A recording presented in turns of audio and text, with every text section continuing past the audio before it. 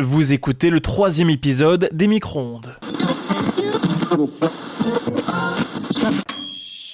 Les Micro-ondes, un podcast imaginé et produit par Cyril Ardo. Bonjour et bienvenue dans ce nouveau numéro des Micro-ondes, le podcast qui parle de radio, de son histoire, de ses évolutions à travers des interviews de grandes voix et de petites mains. Aujourd'hui, je reçois Émilie Mazoyer, animatrice à Europe 1 spécialisée dans la musique. De ses débuts au Standard du Move, à Toulouse, à sa libre antenne en passant par ses chroniques au Fou du Roi sur France Inter ou ses émissions depuis les festivals, Émilie se raconte, elle qui a grandi à Toulouse et qui s'est très vite passionnée pour la musique, l'anglais ou encore les États-Unis. Comment ces émissions ont forgé son engagement féministe? Quelle place aujourd'hui pour la musique dans les stations de radio? Et comment faut-il accueillir les plateformes de streaming comme Spotify ou Deezer? Voici quelques-unes des questions qu'on a évoquées ensemble pendant plus d'une heure. Tout ça et bien plus encore, c'est dans ce 3e épisode des Micro-ondes.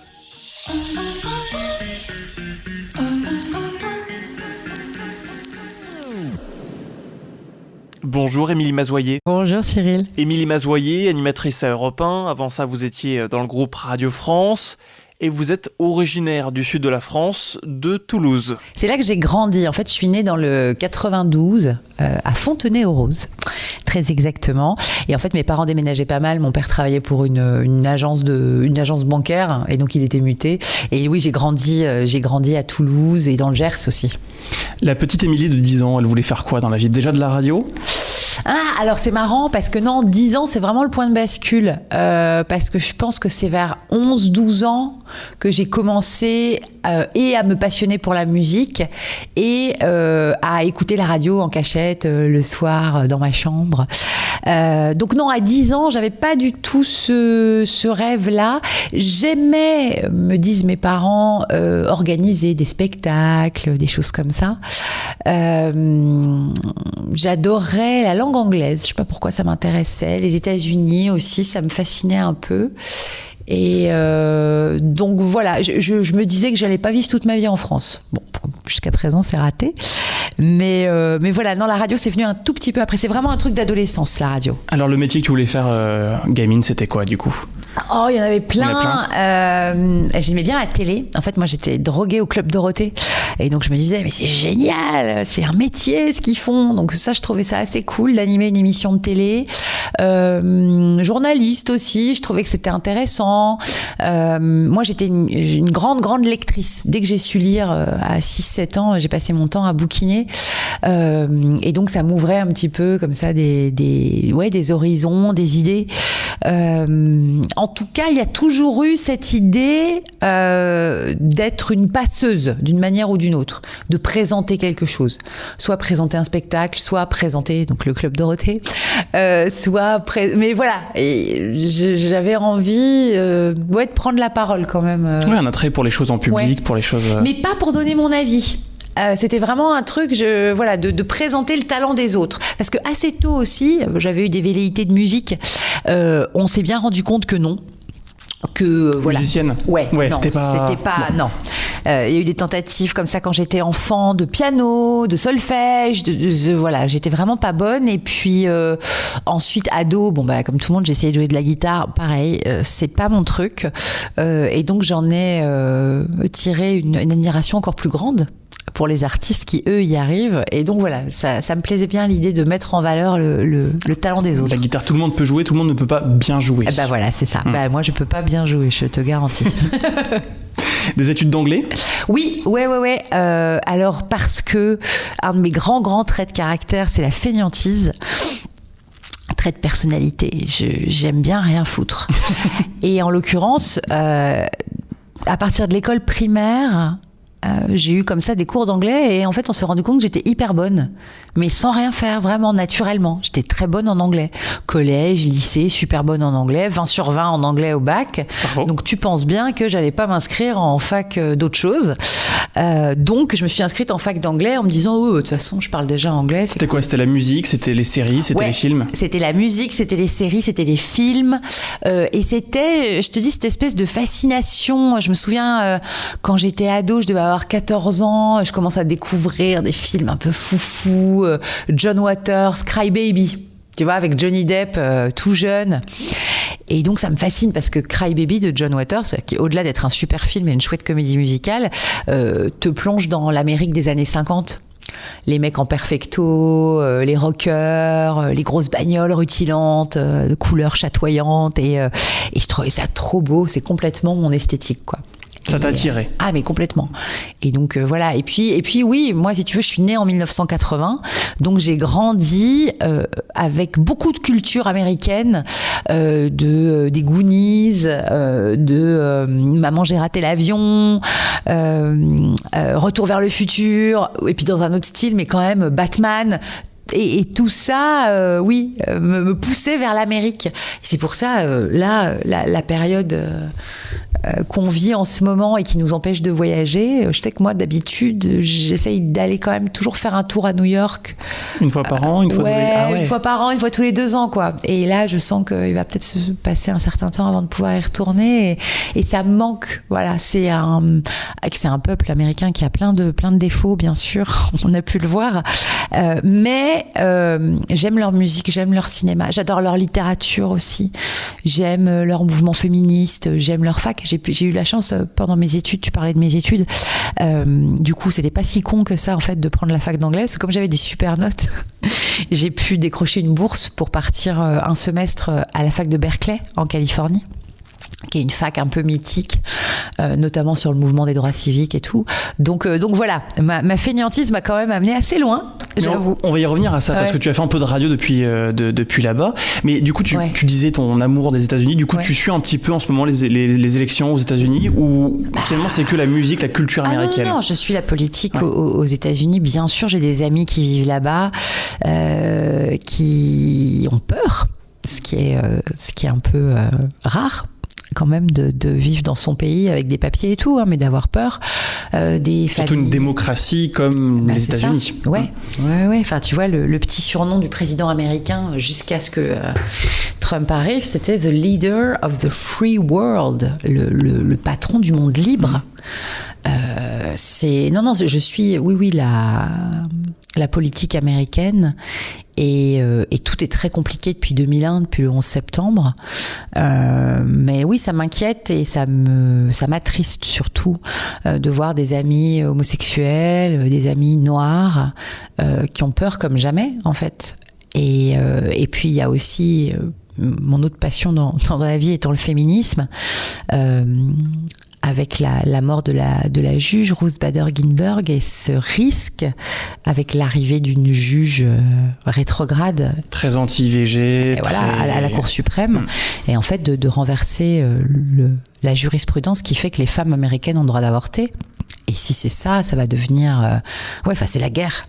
C'est la guerre en ce moment, vraiment. Ouais. Là, au jour où on enregistre le podcast, on est 3 semaines avant les élections. Le podcast sera diffusé, les élections auront déjà été depuis quelques jours. Vous avez la réponse, vous êtes dans le futur. Ouais. Mais alors c'est quoi le futur, justement? Non, mais c'est très intéressant de se poser la question. Dans 3 semaines, dans 1 mois, qu'est-ce qui se passe? Est-ce que Trump est battu largement ou d'un poil de cul, ce qui n'est pas la même, parce qu'aux États-Unis, du coup, tu recomptes, tu triches. Le bourrage des urnes, je pense que, je sais pas si ça s'était inventé aux États-Unis, mais en tout cas, les mecs font ça à chaque fois. C'est-à-dire que tu vas voter, mais tu sais pas, enfin déjà il y a plein de gens qui ne pourront pas aller voter parce qu'ils ont été radiés des listes, etc. Enfin c'est un scandale. C'est pour ça, quand on critique la France, je veux bien, hein, mais on est quand même pas si mal. Là-bas c'est un bordel, les élections. Mais c'est ouf, parce qu'on se dirait pas ça en fait en voyant les États-Unis. On se dit pas ça. États-Unis, pays maître du monde, démocratie, etc. Puis inventeur de la démocratie un peu quand même. Et en fait, en France, quand tu vas voter, tu sais que ton vote il va être compté. Aux États-Unis, déjà quand t'arrives, tu sais pas si tu peux voter. Tu te retrouves devant des espèces de machines, on dirait un peu, tu sais, les machines à sous, et en fait, ça sert à voter. Tu sais pas si ton carton, faut mettre un carton dans une machine, si ton carton va être lu correctement, s'il y a une puce dans la machine pour enlever les votes. Enfin, moi, ça me rend parano, le système électoral américain. Il y avait un épisode des Simpsons là-dessus, avec Homer qui voulait voter pour les démocrates et ça marchait pas. Oui, voilà. Pour ceux qui ont la ref. Typiquement. Ouais. Vote for McCain. Thank you. No, I want to vote for Obama. 2 votes for McCain. Come on, it's time for a change. 3 votes for McCain. No, no, no! Donc oui, là on est dans le futur, ça s'est passé. Est-ce que si Trump est battu, il va accepter de quitter la Maison Blanche? Il est tellement... J'allais dire fou, mais même pas, c'est une insulte à faire au fou. Il est tellement malveillant, il est tellement gorgé de plein de choses négatives. Franchement, je ne sais pas ce qui va se passer dans 3 semaines. Et même si je peux te dire que j'espère que Biden va gagner avec Kamala Harris, même s'il gagne, c'est pas la fin des emmerdes, hein. C'est très flippant tout ça. Et est-ce que ce sont justement toutes ces contradictions, c'est-à-dire ce pays avec une politique qui est quand même un peu bordélique, et pourtant toute cette culture, voilà. Est-ce que c'est ça qui t'attire aussi? Non, je crois pas. Non, la dark side de l'Amérique, je la trouve pas du tout excitante. Ce que j'aime en revanche, c'est les activistes qui se battent contre cette dark side. Et effectivement, il y a toujours, quand t'as comme ça des mouvements liberticides, face à eux se lèvent des mouvements ultra réjouissants de gens qui sont là pour la liberté et tout. Mais non, je trouve ça, quand tu lis les statistiques, les Noirs aux États-Unis représentent, je crois, 13% de la population. Ils représentent plus de 50% des personnes emprisonnées. Ceux qui sont tués par des flics ceux qui se font tirer dans le dos, ou cette femme qu'on a tuée, assassinée dans son sommeil, parce que les flics s'étaient trompés d'appartement. Et ça passe, et les mecs ne sont pas mis en examen. Enfin, c'est quelque chose qui me révolte. Et je trouve pas du tout que c'est un côté fascinant de l'Amérique. Pas du tout, c'est un côté dégoûtant. En revanche, les gens qui se battent contre ça, oui, je les trouve complètement fascinants. C'est facile, je pense, en France, d'être activiste. Enfin, c'est facile. Tout est relatif. C'est beaucoup plus facile de rien faire. Mais je pense qu'en France, tu peux quand même te lever contre certaines injustices sans craindre pour ta vie. Tu risques moins gros. Voilà. Tu risques pas de mourir tout de suite. Aux États-Unis, dans une manif, en fait, tu peux être tué. Non, ça me fait très peur. Non, moi, au début, quand j'étais enfant, et qui ensuite continue de me fasciner aux États-Unis, c'est la grande créativité, c'est la grande liberté des artistes, c'est un côté aussi où on ose beaucoup de choses. Il y a beaucoup d'innovations qui sont arrivées des États-Unis. Ils ont inventé la guitare électrique, qui quand même, moi, est mon aliment de base. Donc voilà, non, c'est ça. Et puis oui, puis les grands films, et puis des grands poètes, des femmes aussi incroyables. Et je sais pas, là, tout de suite, je sais pas pourquoi, je pense à Johnny Cash, que j'aime trop. Voilà, ils ont ces trucs-là, la country music, voilà, la bouffe. Alors, les pauvres, c'est en train de les étouffer, ils mangent trop mal, mais voilà, c'est... Non, je ne suis fan que du côté qui, moi, me paraît sympathique de l'Amérique, mais son côté sombre m'effraie beaucoup. Ouais. Ah oui, vraiment, ouais. Mais en tout cas, c'est comme ça que... donc j'étais fascinée par leur musique, leurs films, donc je me suis mise à parler leur langue, et en fait, ça m'a servi tout le temps. Tu vois, je te disais, moi je suis née en 80. Donc quand je suis arrivée à la fac, c'était l'an 2000, un peu avant. Et fac d'anglais. Et tout le monde me disait, oh là là, mais Émilie, l'anglais, ça sert à rien. Il faut faire du chinois, il faut faire de l'arabe, il faut faire du russe. L'anglais, ça t'amènera nulle part. Et en fait...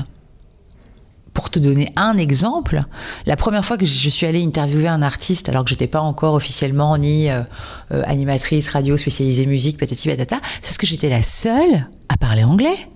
Et qu'à un moment, il fallait aller voir le mec, il fallait lui poser des questions en anglais, il fallait écrire la traduction. C'était où? C'était au Move? Ouais, c'était au Move. Et donc voilà, c'est pour te dire...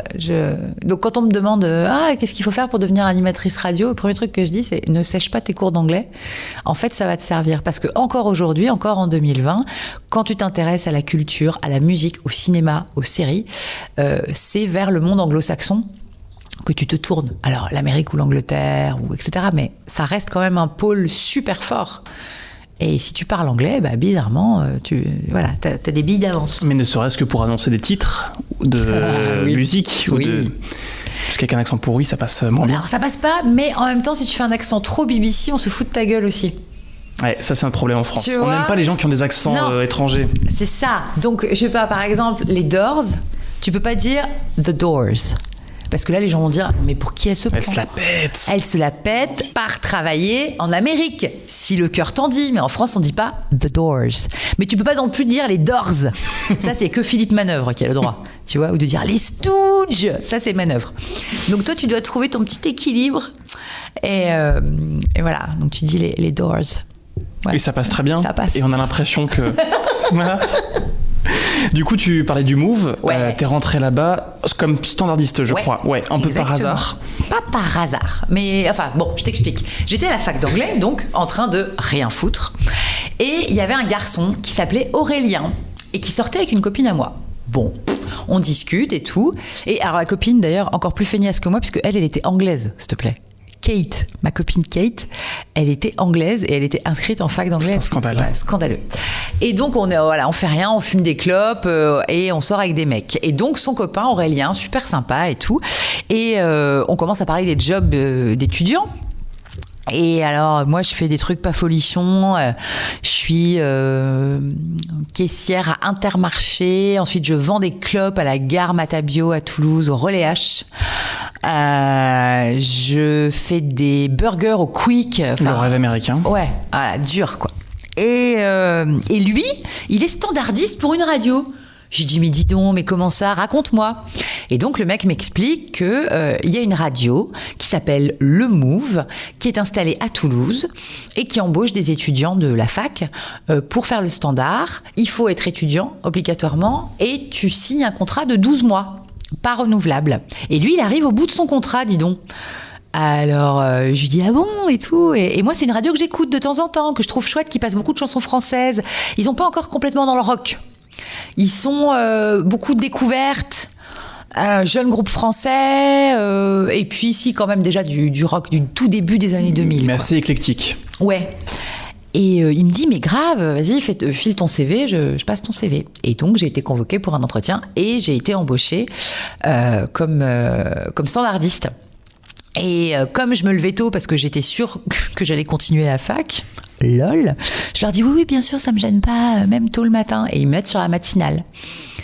6h, 9h. Quelle connerie, mais bon, voilà, au moins je me levais. Ça pique, hein. Ça pique. Et en fait, donc, je faisais le standard de cette matinale. Donc, il y avait des auditeurs qui téléphonaient pour jouer à des jeux et tout. Et en fait, à 9h, j'allais pas en cours, je restais. L'équipe était super, c'était que des jeunes passionnés de radio. Enfin, que des jeunes, non, il y avait des cadors aussi. Il y avait Marc Garcia, qui est un immense réalisateur de radio, notamment ici à Europe 1 d'ailleurs, et qui était devenu directeur du Move, qui était un des mecs qui a inventé la radio moderne en France, quoi. Et c'était lui le patron. Et voilà, je traînais, j'écoutais, je regardais. Et à ce moment-là, je lorgnais pas du côté des animateurs. Ouais, je trouvais un peu con. Ils étaient... Ouais, non, mais c'est vrai. Tu sais, moi, j'avais... On les embrasse. Non, pas tous. Non, mais t'as 20 ans, tu vois, t'as des grands idéaux et tout. Et moi, non, ces animateurs. Pourtant, il y en avait des super. Hein. Mais moi, je sais pas, non, je trouvais con. Non, je regardais chez les journalistes. Je regardais à la rédac. Il y avait des gens, il y avait Noé da Silva. Qui est aujourd'hui à France Bleu Paris, qu'on connaît tous les deux. Ouais. Voilà. Ouais, il y avait Rebecca Manzoni, qui est devenue une grande star de France Inter. Ouais. Il y avait Mathieu Culeron, qui lui aussi est à France Inter maintenant, qui s'occupe de la musique. Il y avait plein de gens bien. Et donc moi, c'est tous des gens qui ont un petit peu 10 ans d'écart avec moi. Ouais, c'est ça. Moi, j'avais 20 piges. Eux, ils arrivaient à la trentaine. Et donc, je les regardais et j'essayais d'apprendre. Et puis voilà. Après, je me suis vite rendu compte que je retournerais pas à la fac, que c'était ça que je voulais faire, que j'avais trouvé ma voie et qu'il fallait que j'entre en école de journalisme. Et j'ai passé le concours que j'ai foiré à l'oral. Pour l'école de Toulouse, pour l'école l'école de journalisme de Toulouse. Eux non plus, on les embrasse pas. Hein. Oh là là, mais l'oral. Ah non, je les connais pas, écoute. Alors bon, je veux bien, moi, qu'on fasse comprendre aux étudiants qu'ils ont beaucoup de chance de rentrer dans une école de journalisme. Enfin, les mecs vont quand même te prendre, je sais plus, 10 ou 15 000 euros l'année. On peut être poli. Non, moi, je me souviens d'un entretien calamiteux. D'ailleurs, c'est à l'oral que j'ai été recalée. Mais la bonne nouvelle, c'était que donc, en fait, ce concours d'école de journalisme, je le passe au moment où j'ai terminé mon contrat d'1 an. D'accord. Donc, si tu veux, j'ai fait 1 an de standard, j'ai bien regardé tout le monde, on m'a gentiment fait faire un petit stage, mais enfin bon, voilà, je suis pas journaliste, quoi. Mon année se termine, je dis au revoir à tout le monde, on fait une bouffe, machin, merci, vous êtes super, adieu. Et je passe mon concours d'école et je pars aux États-Unis. Finalement, le fameux rêve de gosse, la bourse, Berkeley, tu te barres 4 mois. Ok, super. Donc je me casse. J'ai plus de travail, le MOOF c'est fini. Bon, j'ai pas de diplôme parce que la fac, je suis pas retournée, mais j'ai cet échange quand même, cette bourse et tout. Là, je m'éclate à Berkeley, c'est génial. Et Stéphane Ramsey et Mathieu Boval, qui sont à ce moment-là les chefs des programmes et de la rédac et du Move, me disent « Non, mais c'est trop con, on t'aime bien et tout, t'es rigolote, t'es en Amérique, t'es sur un campus, vas-y, on fait des petits phoneurs. Tu nous appelles, enfin on t'appelle d'ailleurs, c'était trop cher, c'est eux qui m'appelaient, depuis ton campus. On plombe le budget du public. Ouais, non mais c'est ça, attends, les téléphones longue distance à l'époque, il n'y en avait pas WhatsApp. Hein. Et donc, tous les matins, petit papier dans l'émission du matin pour raconter qu'est-ce qui se passe, la fac aux États-Unis c'est comment, et la vie là-bas c'est comment, et les jeunes de 20 ans ils sont comment, à quoi ils pensent, qu'est-ce qu'ils écoutent, qu'est-ce qu'ils mangent, qu'est-ce qui les motive, et ça se passe hyper bien. Et quand je rentre des États-Unis, donc à la fin de cet été-là, je me dis qu'est-ce que je vais faire, et là je reçois un coup de fil du Move. Ma mère me dit « Ah, il y a un Ramsey qui t'a appelé et tout. » Je dis « Ah, bah, ils doivent avoir besoin que je remplace, quoi. » Et j'ouvre mon courrier et je reçois la lettre de l'école de journalisme de Toulouse qui me dit que je suis pas prise. Bon, je me dis « Bon, bah, je vais avoir du temps. » Donc, je rappelle le Move. T'es un peu dégoûté à ce moment-là ou Non, mais je suis au bout de ma vie. Puis je leur en veux à mort. En plus, leur concours, c'était chiant, c'était dur, c'était long. Tout ça pour rien, quoi. Ouais, tout ça pour rien, tu vois, vraiment. Comme je te disais, je suis une fainéante. Donc, j'avais bossé pour le concours. Donc, d'avoir 0 résultat, ça me... Voilà, j'étais très mécontente. Et donc, je fous le papier à la poubelle et je rappelle Ramsey. Et je lui dis, t'as besoin de moi? Et il me dit, je veux que tu deviennes chroniqueuse. Et là, je fais « Ah, yes !» Les planètes s'alignent. Les planètes s'alignent de ouf. Et donc, à la rentrée 2002, septembre 2002, je fais mon premier papier payé en direct sur le Move dans la matinale. Ah, parce qu'aux États-Unis, c'était pas payé. Je crois pas. Ouais. Je me souviens plus. En vrai, je me souviens plus. J'en sais rien. Mais ça me faisait plaisir, tu vois. Et donc, ouais, septembre 2002, mon premier papier payé en direct dans la matinale sur le Move à 6h20, ce qui est très tôt. Et tu te souviens du thème? Ouais, c'était mauvais. J'ai la chronique parce que je sais pas travailler sur les ordinateurs. Donc j'écris à la main. Et donc voilà, j'avais ma petite chronique. Non, c'était pas très bon. Il m'avait demandé de faire un billet d'humeur parce qu'il trouvait que j'étais marrante. Et donc tous les jours, je devais faire un billet d'humeur sur l'actu, les tendances, machin. Et non, les premiers étaient pas bons. L'animateur était très méchant. Il me détestait. Et donc, il me savonnait la planche, tu vois. Il me relançait pas. Il regardait ailleurs pendant que je faisais ma chronique. Et tout ça, j'ai appris à la dure. Mais j'ai appris quand même. Et puis, bah, lui, il fait plus de radio. Moi, j'en fais encore. Donc, voilà. Je suis vengée. Mais ça, c'est le début. Ouais. Donc, 2001, j'arrive au Standard. Et 2002, j'arrive à l'antenne. Et ça, c'était trop cool. Et du coup, en 2004, tu animes Les Filles du Move. Qu'est-ce qui s'est passé entre-temps, entre 2000... Alors, entre 2002 et 2004, le con du matin s'est fait virer. Il a été remplacé par un mec génial, Vivian Kug, qui fait toujours du France Bleu, lui, aujourd'hui. Un excellent animateur auprès de qui j'ai beaucoup appris, puisque lui, il m'a dit non, mais ton billet d'humeur, c'est rigolo, mais on va faire plus de trucs ensemble. Donc, on faisait ensemble la météo, le trafic, des petites séquences comme ça. J'ai appris qu'on pouvait se marrer à l'antenne, improviser des choses. Donc ça, c'était super. Il adorait la musique aussi, on adorait la même musique. En plus, 2002, c'est le moment où le Move devient vraiment rock. Je sais pas si c'est déjà l'esprit rock, mais en tout cas, c'est le moment où vraiment ça prend un virage rock, pardon. Donc on s'éclate, on écoute la musique à fond et tout. Donc on se lève très tôt, mais on passe vraiment une année géniale. Et puis arrive... Et donc je fais ça, et puis de temps en temps aussi, on m'apprend Parce que vraiment, j'ai tout appris à Radio France. On m'apprend à enregistrer les PAD, c'est-à-dire à... Les prêts à diffuser. Ouais, c'est ça, à être la voix qui va accompagner un programme musical. Donc, par exemple, 16h, 18h le samedi après-midi. Toi, t'es la petite voix qui dit « Salut, il est 16h, vous écoutez le Move » et qui donne le nom de la chanson qui arrive, qui raconte... Voilà, très peu de choses, en fait, mais qui accompagne. Donc, je fais ça aussi de temps en temps. Et voilà. Et puis arrive Frédéric Schlesinger, nouveau patron du Move. Grand ponte aussi, lui, des FM.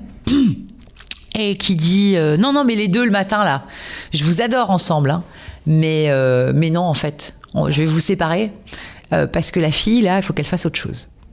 Il faut qu'elle fasse plus. Oui, il a senti ton potentiel. Écoute, faut croire. Donc, il me convoque et il me dit tu vas faire le soir. Tu vas faire 22h minuit. Et tu vas faire une libre antenne. Il n'y a pas de libre antenne sur le Move, c'est pas normal. On est une radio jeune, on est la radio jeune du service public. Il faut qu'il y ait un endroit. En face, il y avait Fun, il y avait Skyrock. Il y avait tout le monde, il y avait Énergie. Et c'était la guerre des libres antennes à ce moment-là. Et on te met là-dedans. Ouais, j'ai jamais rien fait, moi. Je n'ai rien fait de ma vie. Et on me dit ça. Et puis il me dit, et là c'est son génie, Schlesinger, putain, quel bonhomme. Il me dit, de toute façon, c'est pas compliqué. J'ai écouté les libres antennes des autres. Un auditeur sur deux, c'est un comédien. Donc toi, tu n'auras aucune aide, il faudra faire des vrais auditeurs. Et il m'a dit, c'est que des mecs qui font des concours de beats, donc toi, tu vas faire une émission de filles. Voilà une standardiste, voilà une réalisatrice, démerde-toi. Putain. Et moi, inconsciente, 22 ans, aucun doute, je fais, ouais. Nickel. Ok, enfin non, j'ai pas 22 à ce moment-là, j'ai 23, 24. Je dis, ouais, bien sûr, on y va. Et c'est parti. C'est parti, les filles du Move. Première année, fonctionne pas. Pas d'audience, pas de papier dans la presse, machin. Et je laisse, il s'en fout, il y croit. Il me dit non, mais ça va marcher. Il m'envoie à Paris. Parce que oui, on l'a pas dit, mais le Move à ce moment-là, c'était à Toulouse. Hein. Oui, le Move était complètement basé à Toulouse. Et puis finalement, c'était notamment un des combats de Schless et qu'il a gagné. C'était qu'on ait un studio à Paris.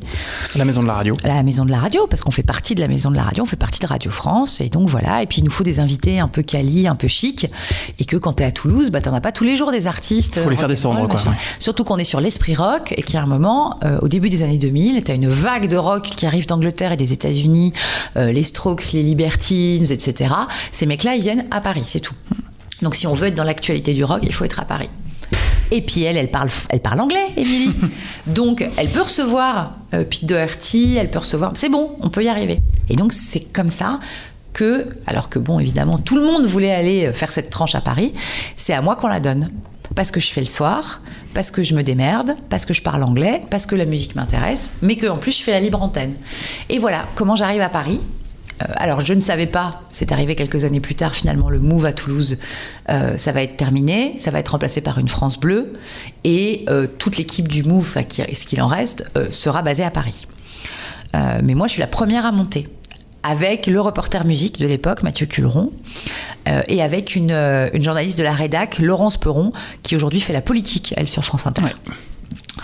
Et voilà, et on arrive à Paris, et là les filles du Move commencent à marcher. Parce que justement, on rajoute des invités un peu chics, parce que je fais la tranche d'avant. C'est-à-dire qu'en fait, je me fais 20h minuit non-stop. Je fais 20h, 21h la Move Session, donc actualité culturelle, artistes qui viennent jouer en live, chroniqueurs, un peu d'humour aussi. Et ensuite, j'enquille avec 3 heures de libre antenne. Et donc en fait, et puis le Move, à ce moment-là, grimpe un peu aussi. L'esprit rock, c'est une bonne idée. Et là, l'émission s'est mise à marcher. Et toi, à 24-25 ans, face à des artistes, des rockers que tout le monde connaît, des mecs qui, pour certains, ont un boulard énorme, comment ça se passe ? Rien à foutre. C'est un truc de fou. Il y a une personne dont j'avais peur, c'était Brigitte Fontaine. Et j'ai dû l'interviewer. Pourquoi t'avais peur de Brigitte Fontaine ? Je sais pas. Je me suis dit, elle va me dévorer. Parce que j'étais... En fait, si tu veux, ce mouvement rock du début des années 2000, c'était en train de se passer. On était dedans, on en faisait partie. C'est-à-dire que c'était nos potes qui sortaient des disques, c'était les mecs avec qui on allait boire des bières, qui étaient en concert, et donc il y avait une espèce d'ambiance comme ça, de fête permanente, et de retour du rock, et voilà. Donc c'était pas impressionnant. après, et puis surtout, t'en as qui allaient devenir des stars, mais tu savais pas. Genre Adèle, la première fois que je l'ai interviewée, personne ne savait qui c'était. Après, quand tu vois les années qui passent, et tu Ouais. dis ah mais c'est vrai, sa première interview en France, c'était moi. Dis donc. Ouais, elle a explosé un petit peu après, ouais. Ouais, voilà. Mais donc voilà, c'est des. Donc eux, non, c'était très cool. Non, le truc, c'était plutôt comment faire pour ne pas sortir tous les soirs. Comment faire pour garder un peu la forme. Et voilà. Et donc oui, après, t'avais de temps en temps, parce que le Move passait aussi des titres en français, bien sûr. Et donc, t'avais les Mathieu Chédid, pareil, Julien Doré, on a démarré en même temps, Indochine, alors qu'eux avaient déjà une grosse carrière, mais pareil, quand on se rencontre, ça se passe hyper bien et tout. Et oui, non, il y avait juste Brigitte Fontaine, j'avais eu peur, et en fait, non, elle était très gentille. Ça s'est bien passé. Ça s'est très bien passé, parce que, du coup, moi, j'étais hyper tendue, et on commence le direct, et je lui dis bonsoir Brigitte Fontaine. Et elle me regarde avec sa tête là, et elle me fait miaou. Et j'ai fait oh. Elle fait le chat. Elle fait le chat. Qu'est-ce que je fais? J'ai 25 piges. J'ai des décennies de chansons françaises en face de moi. La meuf fait ouf et elle miaule. Qu'est-ce que je fais? Et donc, je la regarde et je lui dis bonsoir petit chat. Et là, du coup, elle était contente parce que j'étais rentrée dans son délire de chat.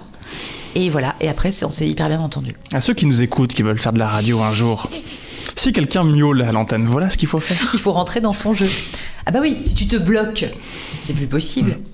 Des moments, parce que, donc tu vois, j'ai quasiment toute ma carrière fait du direct. Et t'as des moments en direct, mon pauvre, mais t'es tellement dans la merde. Je me souviens de Pete Doherty une fois.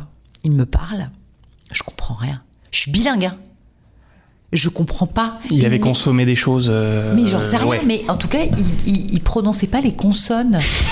Alors c'est emmerdant en anglais, tu vois. Que des voyelles. Tu perds un peu. La vache. Que des voyelles. Alors je le fais répéter une fois, deux fois, puis je me dis putain, on est en direct, c'est horrible. Et du coup, j'ai inventé. Sans déconner. Mais oui, qu'est-ce que tu veux que je fasse, putain? Je suis en direct. Alors au début, je dis ah ben je comprends pas et tout. Et après, tu vois, pour couper court, tu t'inventes une réponse. De toute façon, tu te dis, ouais, c'est bon, je connais ses disques et tout. Et puis voilà, puis hop, après, tu dis, bon, bah allez, let's play the session. Et puis il va jouer, et c'est cool. En même temps, si toi tu ne le comprenais pas, sans doute que personne ne l'a compris ce soir-là. Je me suis dit aussi. Je me suis dit, bien malin, celui qui me dira, ah, t'as mal traduit Pete Doherty ce jour-là. Donc voilà, donc t'as des petits moments comme ça.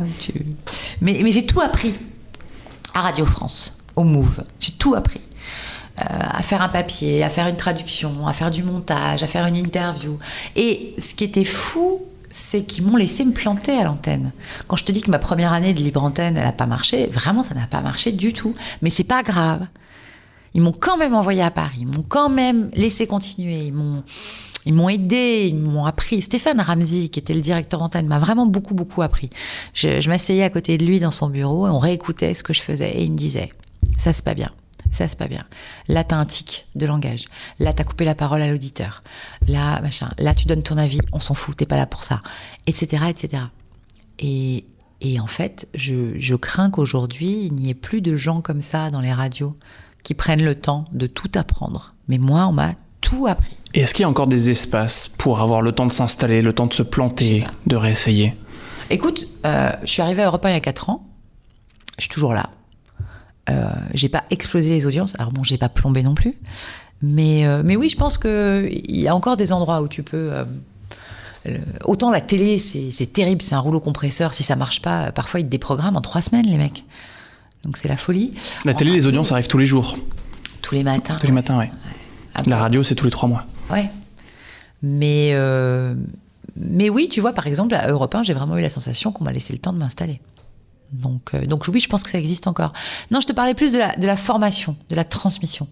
De mettre quelqu'un à l'antenne et d'y croire et d'investir finalement sur quelqu'un en te disant, ok, elle n'est pas parfaite maintenant, mais elle peut y arriver, je vais lui montrer. Parce que le talent naturel, alors oui, ça existe sans doute. Je te le dis par opposition à ce que j'ai vu moi parfois, qui m'a brisé le cœur. C'est des gens qui sont super dans la vie, tu discutes avec eux, ils sont super, ils ont de la répartie, ils parlent bien, ils ont une belle élocution, un bon vocabulaire. Vraiment, tu prends plaisir à les écouter. Tu les mets devant un micro, les mecs sont transparents. T'as pas envie d'écouter. Et ça, c'est une grande injustice. Mais le micro, il est comme ça.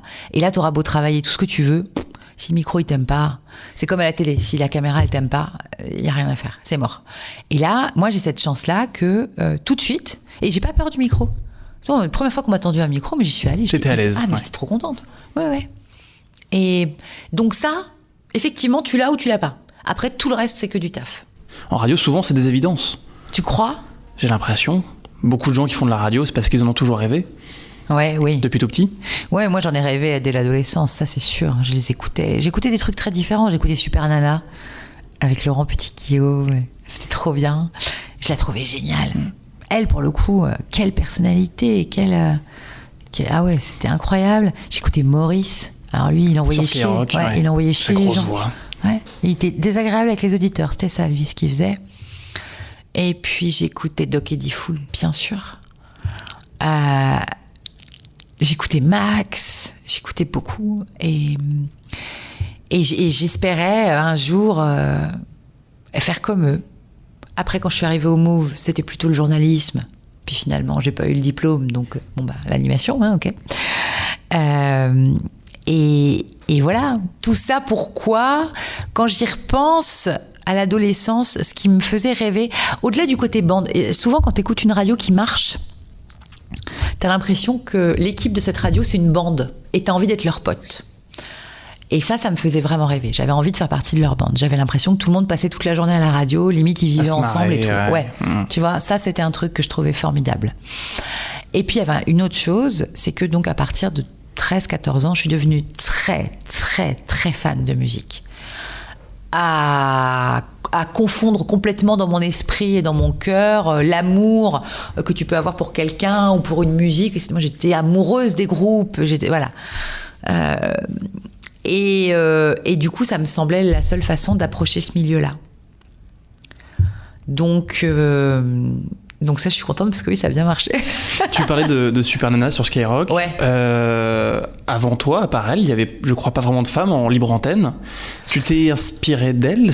Tu as pensé quand tu faisais les filles du Move ? Non, c'est marrant, hein, parce que en fait, à ce moment-là, j'avais un peu oublié Super Nana. Mais c'est vrai que j'avais pas de modèle. Là, pour le coup, les voix féminines, si, tu vois, j'avais repéré qu'il y avait des meufs incroyablement talentueuses, genre Pascal Clark et tout, que j'écoutais avec passion, mais elles faisaient pas ce que moi je faisais. Et parce que les filles dans les libres antennes à ce moment-là, c'était plutôt des faire-valoir, des filles qui riaient aux blagues, et c'est à peu près tout, quoi. C'est ça, qu'on appelle dans le milieu fort joliment des porte-couilles. C'est exactement ça. C'est vraiment mettre en valeur les bonbons de quelqu'un d'autre. Et ouais, j'ai de la chance, j'ai jamais eu à faire ça.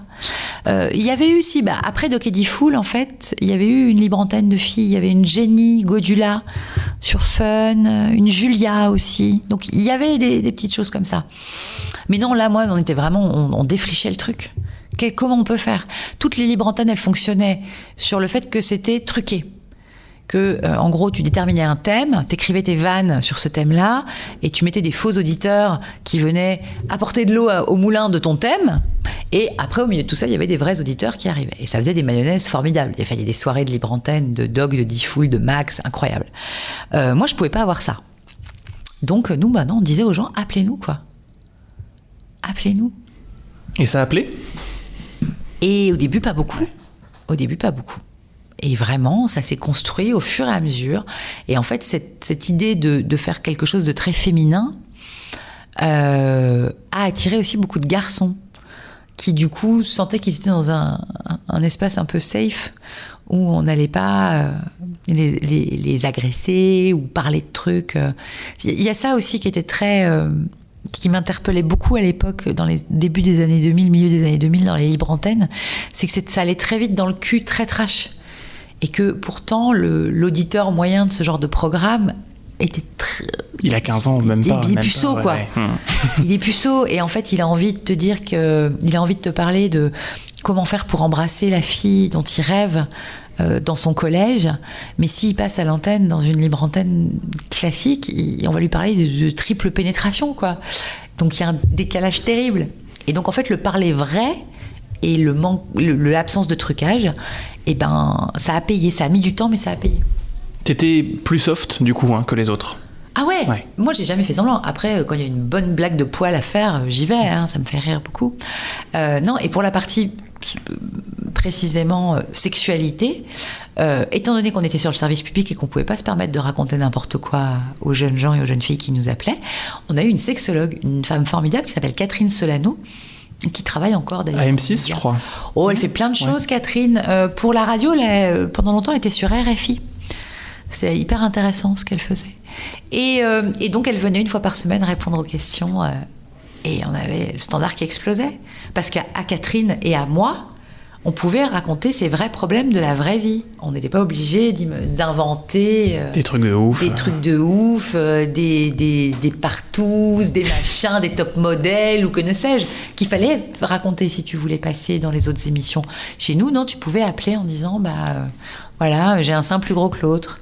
Ou tu pouvais dire, j'ai une petite amie, mais je crois que je l'embrasse pas bien. Tu vois, est-ce qu'il faut mettre beaucoup de salive ou pas? Enfin, la vraie vie, quoi.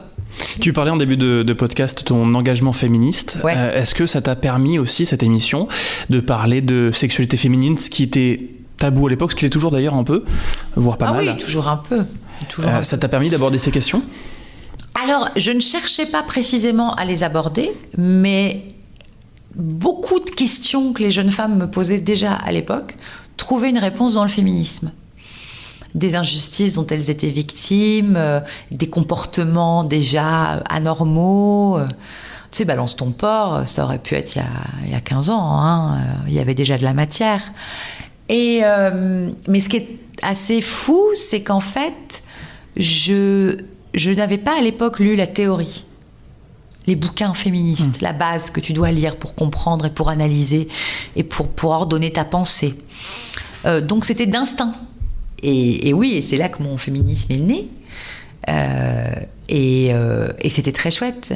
C'était juste de la saine révolte en entendant des femmes te dire, enfin des jeunes femmes te dire, je peux pas faire ça parce que je suis une nana. Il m'a fait ça, bah oui, mais bon, je l'ai bien cherché.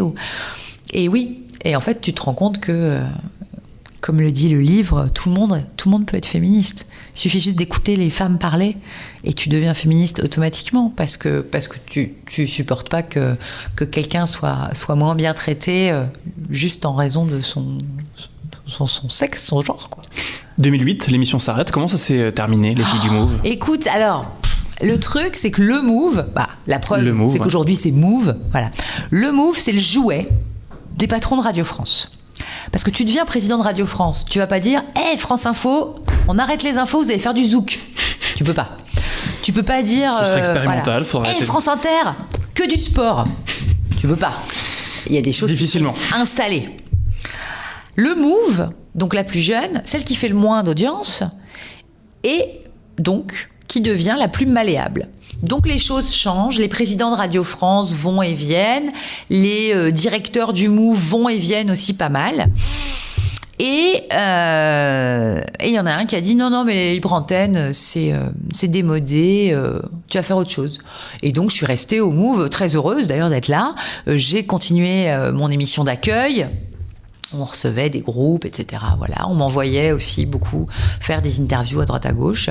Mais la libre antenne a disparu. Et en fait, si tu veux, elle a disparu tellement sur un claquement de doigts. On m'a dit « Ah non, ça y est, on fait plus à la rentrée », que je me suis pas rendu compte de ce qui se passait. De la page qui se tournait. Ouais. Et en fait, c'est après, en voyant des anciens auditeurs, anciennes auditrices me dire « Oh là là, ça s'est arrêté du jour au lendemain, c'était horrible et tout machin », et j'ai réalisé que oui, qu'en fait, on a même pas dit au revoir, en fait, parce que moi, quand je suis partie en vacances au mois de juillet, je savais pas que l'émission reviendrait pas en septembre, quoi. Donc ça s'est passé, mais voilà, c'est un peu, oui, c'est une fausse fin, quoi. C'est con, parce qu'on aurait pu faire un truc génial. Parce qu'il s'était créé vraiment autour des filles du Move toute une communauté. Il y avait plein d'auditrices, plein d'auditeurs. Ils organisaient des rencontres entre eux. Il y avait des sites internet. Il y en a qui scriptaient les émissions tous les soirs, qui mettaient des extraits. Ils venaient nous voir en studio, ils nous prenaient en photo et tout. Enfin, il y avait vraiment quelque chose. Et là, tu vois, ça s'est arrêté il y a 12 ans maintenant. Et j'ai encore des gens qui m'en parlent. Et déjà, tous les petits jeunes qui commencent la radio là maintenant, Ils me disent qu'ils m'écoutaient quand ils étaient ados. Dans la rue, je croise des gens, parce qu'à l'époque, il y avait déjà les photos dédicacées et tout, et donc ils me reconnaissent. Et puis c'était diffusé à la télé aussi. Il y avait, sur une chaîne sur du Phi câble. TV. Ouais, Phi TV, ouais, c'était une chaîne du câble ou du satellite. Canal Sat, ou je sais pas quoi. Et ouais. Oui, donc ils avaient eu l'occasion de voir ma tête. Mais ouais, non, c'est une drôle de fin. Mais en fait, t'es pas maître de tes émissions quand t'es à Radio France. J'étais employée par le Move, mais je faisais ce qu'ils me disaient de faire. Donc quand ils m'ont dit tu fais plus cet horaire-là, tu fais un autre horaire, puis tu fais plus une libre antenne, tu fais voilà, j'ai suivi, tu vois. J'étais pas du tout maîtresse de mon destin, puis j'étais encore très jeune. Donc ouais, ça s'est passé. Ils t'ont pas vraiment laissé le choix. Non, on m'a pas demandé mon avis. Mais c'est venu très tard ça qu'on me demande mon avis sur ce que je fais. Mais ça se gagne, j'ai l'impression. Ça t'a permis un peu après de passer à France Inter, où là-bas t'as fait une émission de musique. Avant l'émission de musique sur France Inter, j'ai fait Le Fou du Roi. C'était il y a une dizaine d'années. Avec Stéphane Bern. Voilà. À nouveau, un directeur nouveau arrive au Move, un duo avec qui ça s'est pas bien passé, qui s'appelait Gérald Roux et Hervé Rizen, et qui avait décidé que je devais faire la matinale avec Yacine Bellatar, qui est, je pense, le pire individu que j'ai croisé dans ma vie. Pourtant, j'en ai croisé. Et donc, il se retrouve là, bombardé, animateur de la matinale du Move. Et moi, on me dit que je vais faire ça porte-couille, la fameuse. Donc, tu vois, ça a fini par m'arriver. Au bout d'une dizaine d'années de carrière, ça a fini par m'arriver. Alors que tu avais fait des trucs entre-temps, que tu avais montré que tu pouvais gérer une émission, quoi. Non, cette bande de mecs, là, Roux, Rizen, Bellatar, et puis le président de Radio France, qui était Jean Lucas à l'époque. Voilà, c'était comme ça. Et avec Bellatar, j'ai tenu, je pense, 3 jours avant qu'il me menace de me casser la gueule, 5 jours avant qu'il me fasse pleurer. Enfin voilà, cette année, cette rentrée de... Ben, c'est comme ça, c'est la vie. C'est la vie. Et donc ça se passe hyper mal. Et encore une fois, un peu comme quand je me fais... recaler de l'école de journalisme, mais que le Move m'appelle en me disant mais viens travailler quand même. Là, je sens que au Move, je vais pas faire de vieux os. Et là, miracle, l'assistante Stéphane Bern m'appelle et me dit Stéphane voudrait que vous veniez faire Le Fou du Roi. Donc là, je respire. Je me dis même si je m'entends pas avec l'autre con, ma carrière radio n'est pas finie. La preuve, Inter veut bien de moi. Donc, grosse émission en plus, Le Fou du Roi. Grosse émission d'Inter. 11h, 12h30 tous les jours en direct, de Berne. Le live, des invités prestigieux, je suis hyper contente. Donc évidemment, j'accepte. Du coup, le Move se dit elle est pas si cruche, elle est pas si nulle. Et donc la même bande de mecs finalement me sort de Bellatar et me met un peu à droite à gauche pour justifier mon salaire. Tu vois, j'ai des bouts d'émissions comme ça un peu partout. Et je fais cette année comme ça. Et puis en arrivant chez Bern, j'ai rencontré Daniel Morin, qui allait devenir mon compagnon et avec qui j'allais avoir un enfant quelques années plus tard. Qui aujourd'hui est à France Inter. Ouais, lui, il est à avec France Nagui. Inter. Il était déjà à France Inter. Il est dans les murs de France Inter. Et il y a les murs et il y a lui, quoi. Voilà, c'est ça. Et donc c'est comme ça, en fait, c'est quand j'ai eu notre fille que ça s'est terminé avec Radio France. Et à mon retour de congé maternité, le Move était devenu Move, donc une radio hip-hop dans laquelle j'avais sans doute moins ma place. Et les autres antennes de Radio France n'avaient pas non plus de place pour m'accueillir à ce moment-là. Donc c'est un retour de congé mat un peu compliqué, oui.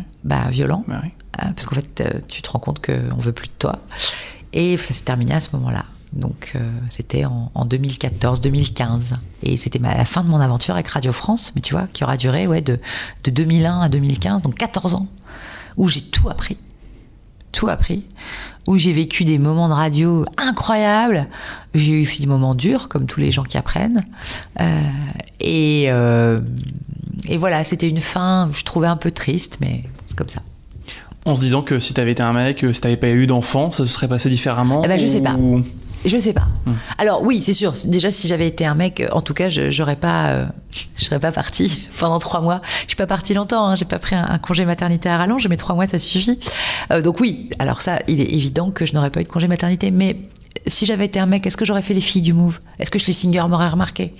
Donc pour le coup, ça, je le vois pas par le prisme du sexisme, parce que en ce qui me concerne, je mets toutes les pincettes du monde, ça n'a pas été un handicap d'être une femme au Move. Au contraire, je crois que ça a été un avantage à certains moments. Parce qu'ils se rendaient compte qu'il fallait faire quelque chose et qu'il fallait arrêter de faire des radios qu'avec des mecs. Donc à ce moment-là, moi, ça m'a servi. Et le combat, sans doute, des animatrices avant moi m'a servi. Et moi, aujourd'hui, j'essaye de faire la courte échelle à tous ceux que je peux, toutes celles que je peux aider. Donc t'es jeune maman, et Ouais. puis tu débarques sur Europe 1 un petit peu après. C'est ça, un petit peu après, le temps de me retourner, de trouver. Alors, une autre radio pour laquelle j'ai travaillé déjà depuis l'époque de Radio France et pendant mon creux, c'est Pure FM en Belgique, la RTBF, super radio.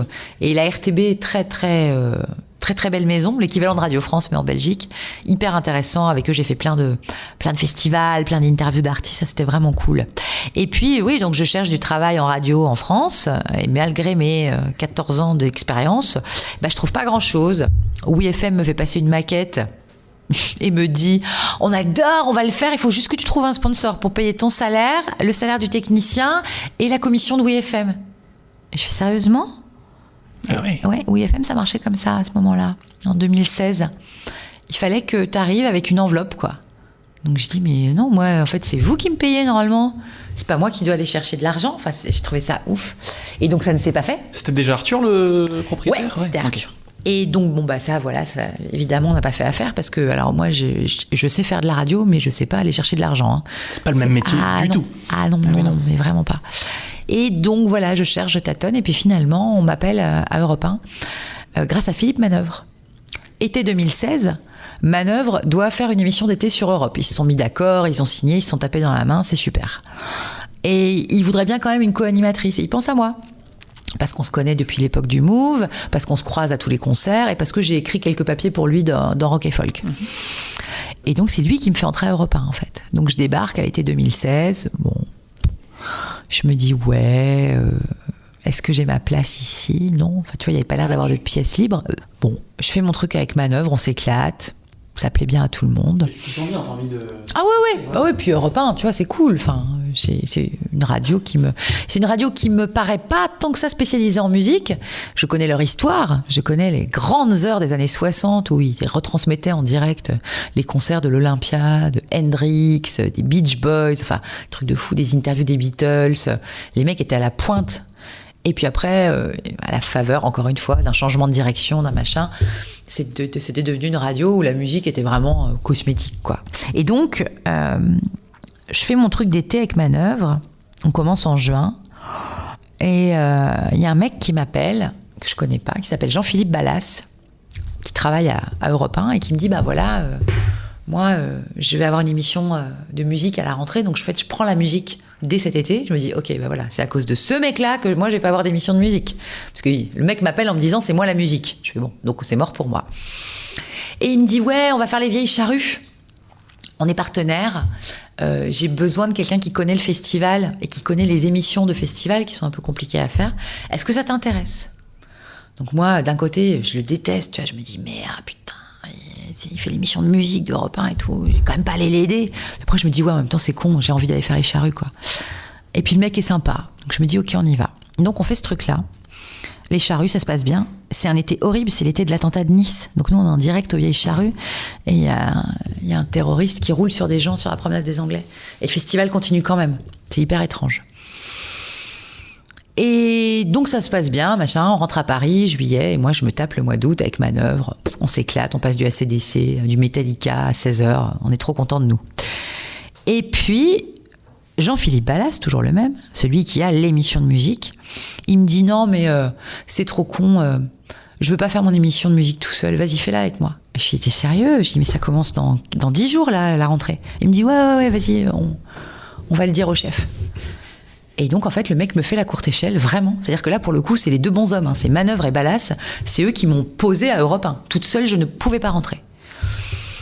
Et donc, voilà, c'est parti. Et c'est ma première émission à moi et à lui, à Ballas, sur Europe 1, qui s'appelle Europe 1 Music Club. Et première fois de ma vie que je vois une émission homme-femme, avec deux animateurs, où la femme n'est pas le porte-couille. C'est équilibré. C'est hyper équilibré. bah là, c'est d'une générosité vraiment immense. Parfois même, j'en profite. Faut pas le dire, ça. Ouais, non, mais si, c'est vrai, parce que j'en profite pour me faire remarquer. Et ça marche. Lui, après, il repart à la rédac, parce qu'en fait, il est journaliste. Il était notamment le correspondant d'Europe 1 à New York, pendant le procès DSK et tout. Le mec est vraiment un grand journaliste. Carrière, ouais, grosse carrière. Là, maintenant, il fait la revue de presse d'Inter le week-end. Et donc voilà, lui, il repart vers sa rédac au bout d'un an de Europe 1 Music Club, qui était une émission du week-end. Et moi, du coup, je serre à nouveau les fesses en me disant, bon, qu'est-ce qui va se passer ? Qu'est-ce qui va se passer ? Ils vont me filer une tranche le soir, en fait. Tadi avait 2 heures le soir. Il lui sucre 1 heure et il me la donne. Et TDI, émission d'actualité, de débat, plus ou moins culturel, machin et tout. En tout cas, on me dit, bah voilà, de 21h à 22h, ça va être toi, du lundi au jeudi. Ok, je fais ça. Bon, ça marche bien. Saison suivante, tu vas faire 20h, 22h. Et puis ce sera plus du lundi au jeudi, ce sera du lundi au vendredi. On aime bien ce que tu fais. Hop, musique. Et voilà. Et on en est là. On en est là. Tous les ans, quand il n'y a pas de pandémie, je fais pour eux le Festival des Vieilles Charrues, des émissions de live, des concerts privés, avec une liberté éditoriale totale. Ça, c'était hyper important pour moi. Tu l'as négocié, cette liberté ? Je suis allée la chercher avec les dents, mon pote. C'était dur. Hein. C'était dur parce qu'il y a une programmation musicale ici. Il y a des gens dont c'est le métier, etc. Et moi, j'ai dit non, je veux pas. Je veux pas. Là, j'ai passé l'âge, en fait. Je leur ai dit, quand vous embauchez un journaliste pour faire la revue de presse, vous lui découpez pas les articles dont il doit parler. Je dis, moi, c'est pareil. Vous m'embauchez pour faire la musique. Vous n'allez pas me dire quel disque passer, en fait. C'est pas possible. Et c'était pas du tout par défiance ou par mépris pour leur goût, etc. C'est juste qu'à un moment, si tu veux croire à ce que tu racontes à l'antenne, faut que ce soit vrai. Faut que ce soit vrai. Et que moi, il y a des artistes qui ne me touchent pas, qui ne m'intéressent pas. Et cela, je ne peux pas faire semblant et en parler de manière enthousiaste. En tout cas, j'ai pas envie d'essayer. Et je pense que je serais très mauvaise. Donc, on est sur une programmation et de musique et d'invités, 100% me, myself and I. Les gens que tu invites, tu les aimes ? Oui. Ou alors, si je suis pas fan de leur musique, en tout cas, ils m'intéressent. Leur travail m'intéresse, leur façon de voir leur métier m'intéresse. Voilà, je suis, c'est pas fan d'eux, tu vois, je vais pas inviter que les gens dont je suis fan. En plus, je suis très fan des chanteurs morts, donc voilà, ça se bousculerait pas au portillon. Mais en revanche, je choisis chaque invité. Et ce qui permet, et je choisis chaque disque qui passe à l'antenne.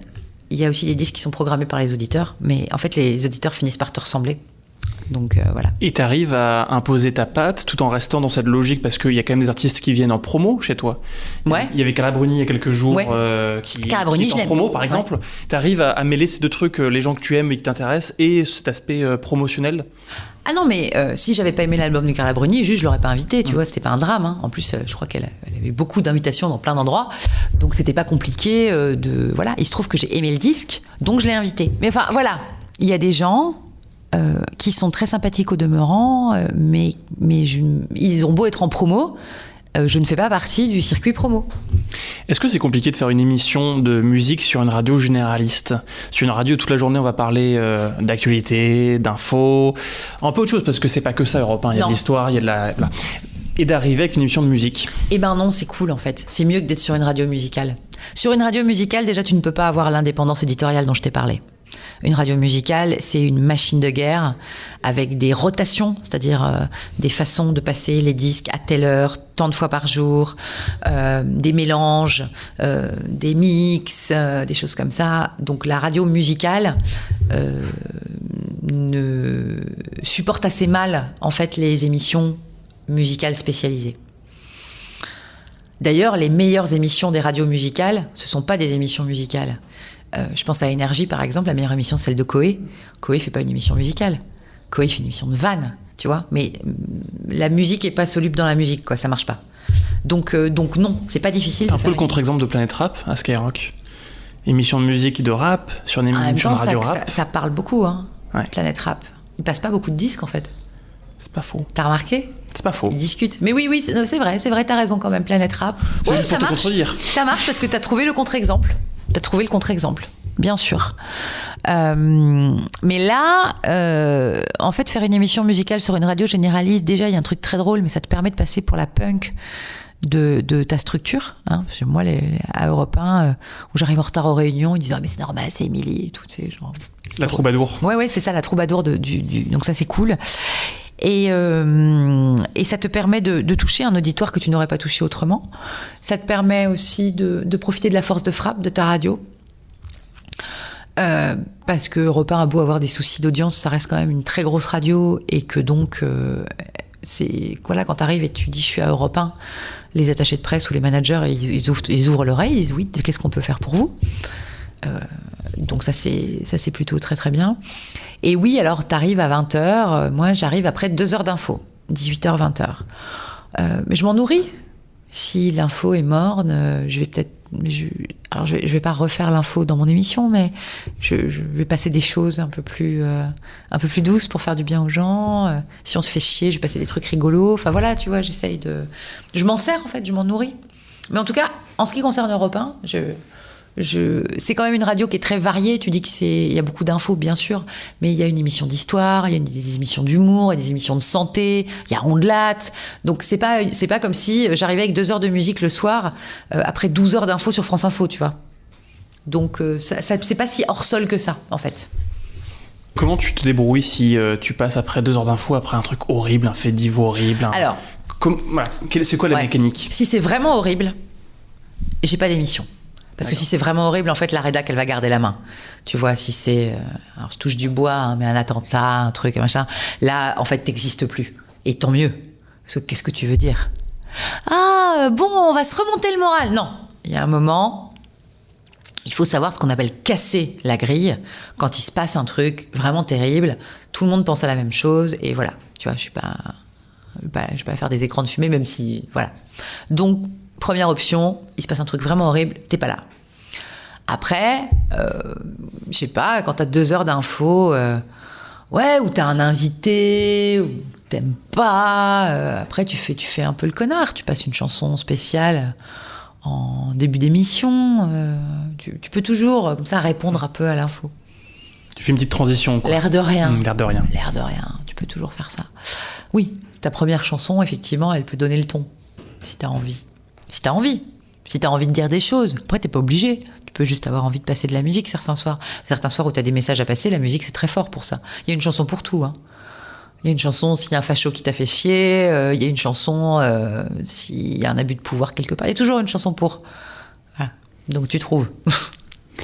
Comment tu les vois, toi, les plateformes, les Deezer, les Spotify, les YouTube ? Forcément, j'étais obligé de poser cette question. C'est hyper intéressant. Je pense que ce sont des structures qui vont tuer la radio, qui sont déjà en train de la tuer d'ailleurs, clairement. Et à la fois, moi, je les aime beaucoup. Parce que pour moi, c'est un outil de travail. Ils font un travail de défrichage que nous, les radios, nous n'avons plus les moyens financiers de faire. Par exemple, un exemple tout bête, tous les vendredis, Deezer fait une playlist qui s'appelle les nouveautés du vendredi, dans tous les styles. Variété, voilà, par exemple. Je te dis tous les styles, ça c'est symptomatique. Chez Deezer, il y a 2 spécialistes ou 3 de chaque style musical. Dans les radios, il y a un programmateur. Bon, voilà, on est foutu. Et donc Deezer, toutes les semaines, la playlist les nouveautés du vendredi, avec du rock, du rap, de l'électro, des trucs ricains, de la variété, machin. Et tout ça... Et donc moi, ça c'est un outil de travail. Le vendredi matin, premier truc que je fais, je regarde la playlist de Deezer. Les nouveautés, qu'est-ce qu'il y a en nouveauté ? Et j'écoute. Il y a des trucs, j'en ai rien à foutre, des trucs que j'utilise dans mon émission du soir. Donc je peux pas faire en 2020 comme si ces mecs-là n'existaient pas. Ils existent, ils font des trucs super. Ils font des podcasts canons. Gang Stories de Deezer, le podcast là de Joey Star qui raconte les histoires des gangs. C'est Ondelat raconte chez les Kaira. C'est génial. Donc non, je les trouve talentueux, je les trouve motivés, je les trouve abominables avec les artistes, dans le sens où les artistes sont pas assez rémunérés, c'est clair. Mais non, moi, ils m'intéressent. Qu'est-ce que font les radios finalement ? Parce qu'on fait ce constat de plateformes qui vont tuer un jour ou un autre les médias traditionnels. Ouais. Qu'est-ce qu'on fait nous derrière ? Qu'est-ce qu'on devrait faire ? Qu'est-ce qu'on fait ? Déjà... on n'est plus qu'un algorithme. C'est pour ça qu'en fait, quand je te parlais tout à l'heure de liberté éditoriale et de faire une émission qui me ressemble, c'est parce qu'en fait, entre une playlist Spotify et mon émission, la différence, c'est que moi, je vais animer. La différence, c'est le lien que je vais faire entre 2 titres que je vais passer. Pourquoi je passe lui et après elle ? Qu'est-ce qu'il y a à voir ? Qu'est-ce qu'il y a à raconter ? Qu'est-ce qu'il y a à dire ? Pour le moment, ces plateformes-là ne disent pas, ne racontent pas. Il y a quelques émissions. Tu as notamment une fille très bien qui s'appelle Justine Fraioli et qui fait sur Deezer la playlist de ma vie, où elle rencontre un artiste avec qui ils écoutent des disques et l'artiste explique... c'est un fil conducteur, tu vois, sur la carrière de l'artiste et les chansons qu'il aime. Voilà. Ça, si les sites de streaming font de plus en plus ça, là, oui, ils vont finir par vraiment nous tuer. Mais le truc, c'est que pour ça, ils ont besoin d'animateurs radio. Parce que c'est un métier. Donc, pour le moment, ils le font pas. Demain, si Deezer ou Spotify t'approchent? J'ai déjà été approchée par Apple Music, pour animer une émission. Et pour des raisons contractuelles, je n'ai pas pu le faire. Mais j'étais intéressée, bien sûr. C'est très intéressant. Non, moi, tu sais, j'ai 40 ans, donc la retraite, c'est pas pour tout de suite. Hein, donc, moi, je me pince pas du tout le nez à l'idée de bosser avec ces structures-là. Je les trouve vraiment intéressantes. On se nourrit l'un l'autre, comme je te le disais. Eux m'apportent des nouveautés, parfois des contenus originaux aussi. Deezer s'est mis à faire des créations originales, des reprises. Pour le moment, c'est des reprises, tu vois. Mais ils fabriquent de la musique. Ils deviennent producteurs, ouais. Fabriquent de la musique. Donc ça, pareil, c'est des choses que je peux passer dans mon émission. Et moi, de leur côté, je les nourris puisque mes podcasts sont sur leur site et mes playlists aussi. Donc pour le moment, on vit ensemble. Et il y en a un qui est en train de bouffer sur le dos de l'autre, c'est sûr. Mais pour le moment, on vit ensemble. Et je te dis, pour le moment, ce qui sauve la radio, en tout cas mon émission musicale, c'est tout ce qu'il y a autour des disques et la façon d'agencer les disques et le choix des disques. Parce que l'algorithme de Deezer, il est très intelligent, mais il pensera pas à te passer ce que moi, je vais te passer. Tu disais la radio va te tuer, elle va mourir. Quand on pose... elle perd des auditeurs. Elle perd des auditeurs, c'est sûr. Quand on pose la question à plein de professionnels, souvent la réponse est non, la radio a toujours réussi à se relever. Mais se relever de quoi ? De la télé ? Par exemple ? Ouais, mais ça, il n'y a pas la télé dans la bagnole. Parce que la radio, c'est la bagnole. Donc déjà, la bagnole, c'est en train de crever, je vous annonce. Hein, voilà, les vélos, tout ça. Donc, alors oui, une France sans voiture, c'est pas pour tout de suite, mais... On est sur un process où, à la maison, alors oui, il y a eu la concurrence de la télé, ouais. Enfin, il y a l'ordi, il y a YouTube, il y a les streamers, il y a le téléphone. Donc nous, on fait ce qu'on peut, tu vois, quand même. On diffuse sur les téléphones, on diffuse sur YouTube. On est là, hein, on n'a pas lâché le truc. Mais la concurrence est très forte. Et la bagnole, à un moment... Voilà. En plus, les streamers maintenant commencent à passer des partenariats avec les marques de bagnoles pour être dans la voiture. Donc on n'aura plus le monopole de la bagnole des gens. Donc ça va être aussi compliqué. On a un auditoire qui vieillit. On a un auditoire qui décède au bout d'un moment. À force de vieillir, forcément. À force de vieillir, c'est ce qui arrive. Et je ne crois pas... qu'on puisse renouveler, en tout cas à volume égal, avec les jeunes qui arrivent et qui se mettraient à écouter la radio. En tout cas, ce que j'ai remarqué, c'est que les jeunes qui écoutent mon émission, ou d'autres d'ailleurs, ils viennent pour l'humeur, pour qui tu es et qu'est-ce que tu vas apporter en plus. Ce que tu incarnes. Oui, parce qu'ils n'ont pas besoin de toi pour aller chercher les disques. Hein. Ils sont très grands et savent faire. Donc oui, il faut donner beaucoup de toi. Et c'est pour ça que finalement, on en revient à ce qu'on disait tout à l'heure, il vaut mieux pas jouer un rôle. Sinon, tu donnes de toi de la merde et ça se voit. Qu'est-ce que tu aimerais faire après ? Comme émission ou comme métier, tu peux me dire, j'ai envie d'aller élever des chèvres. Non, je déteste les chèvres. Ah. Voilà, vraiment. Et je ne mange pas de fromage, donc vraiment aucun intérêt pour moi. Et elles puent. C'est vrai. Qu'est-ce que j'aimerais faire ? Écoute, j'ai toujours ce problème de fainéantise. Hein. Ça n'a pas changé ? Moi, mon but dans la vie, c'est femme de footballeur et rien foutre. Vraiment. Mais rien foutre, riche. Oui, évidemment. Voilà, sinon c'est pas marrant. Ma fille a 6 ans, donc je peux pas comme ça dire, je peux pas partir faire le tour du monde. Non, on va rester, voilà. Vu l'actualité, je te dirais qu'aussi, tu me dis qu'est-ce que tu veux faire après ? en restant très humble, je dis écoute, être en bonne santé et continuer mon émission. Moi, je suis bien sur Europe. Je suis très contente d'être sur Europe. Après, je ne suis pas fermée à l'idée de traiter d'autres thèmes que la musique. À l'époque de la Move Session, ça nous ramène loin en arrière, mais on recevait aussi des écrivains, des gens du cinéma, etc. Donc voilà. Après, ma spécialité, vraiment, c'est la musique. Et on ne peut pas être spécialiste en tout, Dieu merci. N'en déplaise à certains. Et donc voilà, même si d'autres sujets m'intéressent, je pense que je continuerai à m'occuper de musique. Après, non, je sais pas, qu'est-ce que tu voudrais que je fasse Je sais pas faire grand-chose d'autre. Hein. Gagner au loto et rien foutre. Voilà, gagner au loto et rien foutre, c'est mon dernier mot, Jean-Pierre. Bon, finalement, l'important, c'est d'aimer ce qu'on fait, de le faire bien. J'aime ce que je fais. Et tu le fais bien. C'est gentil. J'ai pris ta question dans le sens où si jamais je peux plus faire ça. Et si jamais on me dit, ah bah non, la radio, c'est fini, je serais bien embêtée. Vraiment, non, je sais pas si je sais faire grand-chose d'autre. J'ai fait de la télé, mais je suis pas très bonne. Ouais, ça te retente pas de faire de la télé? Si, c'est super bien payé, c'est sympa, on te maquille, il y a ton brushing gratuit. Non, moi j'y vais à la télé, il y a pas de problème. Mais je pense être meilleure en radio. C'est plus mon élément. La télé, c'est pas du tout désagréable à faire. Moi, j'ai passé de bons moments, mais je pense que je suis pas. D'ailleurs, j'en fais pas tellement, donc je pense que je dois pas être si bonne que ça. Tu vois. Sinon, on m'aurait demandé. Je fais une fois par semaine une chronique musique sur Canal, dans une émission qui s'appelle L'Info du Vrai, et c'est top. Parce que je peux parler de musique, pareil, je parle de ce que je veux, je choisis mon thème, je fabrique ma chronique, et donc c'est presque de la radio ce que je fais à la télé, en fait. On a quasiment terminé, il y a juste une dernière question que je pose à tous les invités. Ah là là, et j'ai pas révisé, alors je sais pas ce que c'est. S'il y avait une personne que tu aimerais entendre dans ce podcast pour parler de sa vie, de sa carrière, ce serait qui? Et puis, quelle question tu aimerais lui poser?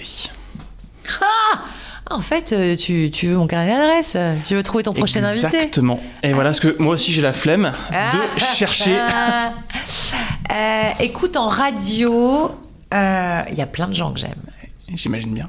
J'aimerais bien que tu fasses Jean-Philippe Ballas, parce que pour le coup, il a une carrière incroyable entre le hard news, comme on dit, c'est-à-dire vraiment l'info, le DSK, New York, machin. Il a vécu à New York, ça, la vie de correspondant, c'est un truc qui me fascine. Donc ça, j'aimerais bien qu'il parle de ça. Et puis la question que tu lui poseras, c'est est-ce que tu as conscience d'avoir changé la vie d'Émilie? Parce qu'il a vraiment changé ma vie, en fait. Et c'est lui qui me file la clé, quoi, d'Europe 1. Sinon, je suis au chômage. Et le mec, voilà. Alors que je pense que... Alors, c'était sympa l'émission qu'on a fait tous les deux et tout, mais je pense que je lui ai apporté plus d'emmerde qu'autre chose, parce qu'il a fallu négocier un salaire pour moi, il a fallu me faire de la place, il a fallu, du coup, entendre mes humeurs et mes avis sur qui on invitait et pourquoi on passait ça, etc. Il s'est compliqué la vie, le mec. Mais quand même, il m'a fait venir. Donc, voilà. Ma question, Jean-Philippe, regrettes-tu ce choix de l'été 2016? Et merci. Voilà. Et on lui lance l'invitation, et puis on lui posera la question. Je vais te filer son numéro, j'ai bien compris. C'est pas obligatoire. T'inquiète, non, je peux galérer aussi, tu peux me laisser galérer, t'as le droit. Non, mais non.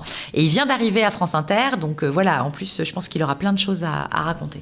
Merci beaucoup, Émilie. Merci à toi, C'était Cyril. top. Merci. Merci beaucoup d'avoir écouté ce 3e épisode des Micro-ondes. Un très grand merci à Émilie Mazoyer d'avoir répondu avec tant de sincérité et de bonne humeur à toutes ces questions. Merci aussi pour le numéro de Jean-Philippe Ballas, je l'ai bien noté, je ne le perdrai pas. La musique originale du podcast est signée Yann Lestrat. Rendez-vous dès le 30 décembre pour le prochain épisode. Ce sera le dernier de l'année 2020. Et d'ici là, abonnez-vous sur votre application ou service de podcast préféré. Notez-nous si cela vous est proposé. Laissez un commentaire pour vos remarques, vos réflexions, vos propositions ou vos coups de cœur. Écrivez-nous à l'adresse mail hello@dixit-audio.fr. À très vite.